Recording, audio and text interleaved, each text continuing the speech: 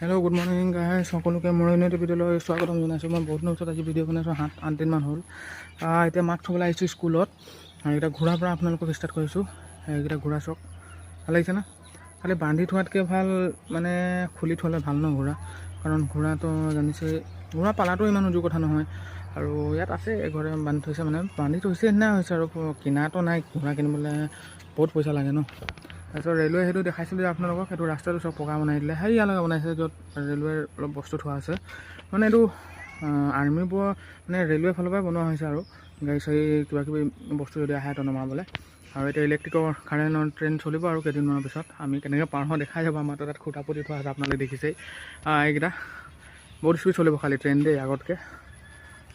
আৰু এইফালে টেংকিটো, পানী টেংকিটো আছে। আৰু এইবোৰ ৰেলৱে কোৱাৰ্টাৰবোৰ থাকে সৰু, বেছি ৰুম নাথাকে ৰেলৱে কোৱাৰ্টাৰবোৰ, 2টা বা 3টা ৰুম থাকে।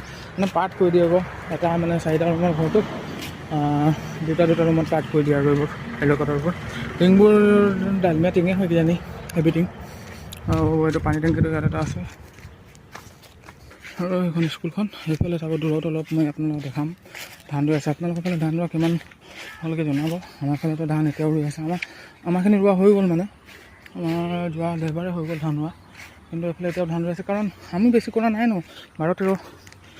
12-13 বিঘাও দুজনে মিলি গৈছে।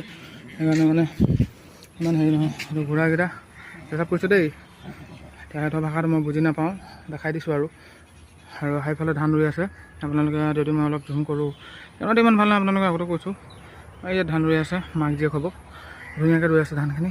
ধান যোৱা বছৰ মই ৰুই পাইছোঁ, কিন্তু এইবছৰ মই নাই ৰোৱা, কাৰণ এইবছৰ ঠিকা লগাই দিলোঁ আৰু ধুনীয়াকৈ ৰুলে ধানখিনি। মানে হাজিৰাতকৈ ভাল যে ঠিকা, হাজিৰা লগালে ন ধান ভালকৈ নোৰোৱেই। আৰু দেখাবলৈ ইমান মই জেগা নাই, কিন্তু বতৰটো আজি ডাৱৰীয়া কৰি আছে ৰাতিপুৱাৰ পৰা।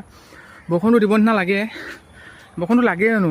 পানীটো আছে এতিয়া পথাৰত, কিন্তু গৰম যেনেকুৱা দিছে ন, হিউমিডিটি যোনটো হৈছে ন, সেইটো কাৰণে মানে গৰম অলপ মানে বৰষুণ এটা লাগে। আৰু বহুত দিনৰ পিছত ভিডিঅ' বনাইছোঁ, কেনেকুৱা পাইছে আপোনালোকে সকলোৱে জনাব। আৰু এইফালে চাওক, এইফালে ঘৰ আছে মানে কেইটামান, পুৰণা এজন মাষ্টৰৰ ঘৰ আছে।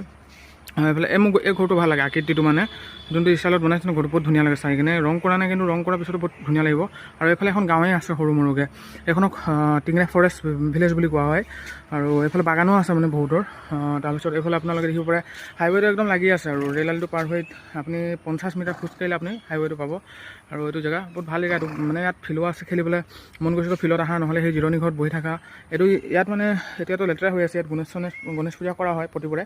তো গণেশ পূজাৰ আগে এইটো চফা কৰাই দিয়া হ'ব। এতিয়া মানে এইটো এতিয়া একদম লেতেৰা হৈছে, কিন্তু মই ক'ব গ'লে এইটো সদায় চফা থ'ব লাগে, মানে কেলৈ ইয়াত পূজা কৰা হয় ন, আৰু পূজা কৰা থানটো লেতেৰা কৰি কিনে থ'লে বেয়া লাগে। আৰু লগতে মোৰ চেনেল